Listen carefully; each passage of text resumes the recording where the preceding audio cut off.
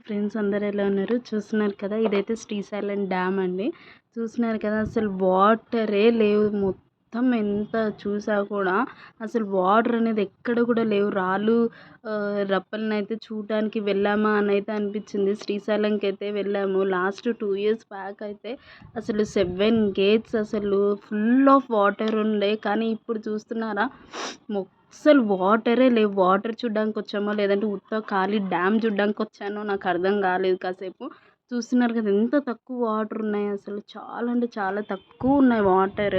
అసలు ఆ వాటర్‌తో ఏం చేయాలో కూడా అర్థం కావట్లేదు. ఇంకా మన ఊర్లో చెరువులే బెటర్.